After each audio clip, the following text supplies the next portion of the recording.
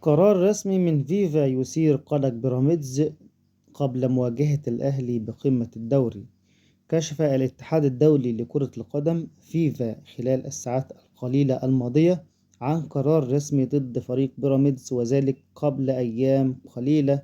على مواجهة النادي الأهلي في قمة الجولة الثانية من المرحلة النهائية لبطولة الدوري المصري الممتاز لنسخة الموسم الحالي، بعد ما تم التأكيد على استمرار الفريق السماوي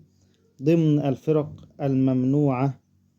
بإبرام أي صفقات جديدة أو ضم لاعبين جدد بسبب الحظر المفروض عليهم.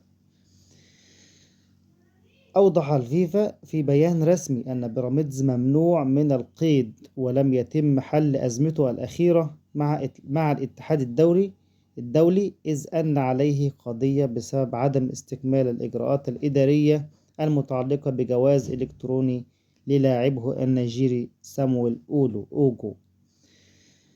وأضاف بيان فيفا أن الأندية المصرية المعاقبة بحظر تسجيل لاعبين جدد من الاتحاد الدولي تضم كل من إسران كومباني قضيتان، والإسماعيلي قضيتان، وفاركو قضية، وأسوان قضية، وأخيرا بيراميدز المتصدر للدوري قضية أخرى.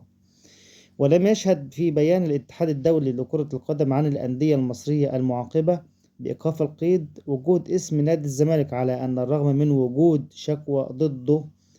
في الفيفا من قبل البرتغالي جيمي باتشيكو المدير الفني السابق للفريق نادي الزمالك، والتي يطالب فيها بالحصول على مستحقاته المالية المتأخرة لدى نادي الزمالك. ومن المقرر أن يلعب بيراميدز أمام الأهلي يوم 12 إبريل الجاري لحساب الجولة الثانية من المرحلة النهائية لبطولة الدوري المصري، والتي تنافس فيها مجموعة على اللقب وأخرى على تفادي الهبوط. طبعا كده عرفنا أن نادي بيراميدز من الأندية المحظورة في القيد، وبالتالي قرار الفيفا بيهدد استمرار بيراميدز في استكمال الدوري، وطبعا ده يثير قلق كبير جدا جدا لنادي بيراميدز قبل مواجهة الأهلي، مما يعد برضو طبعا هيؤدي إلى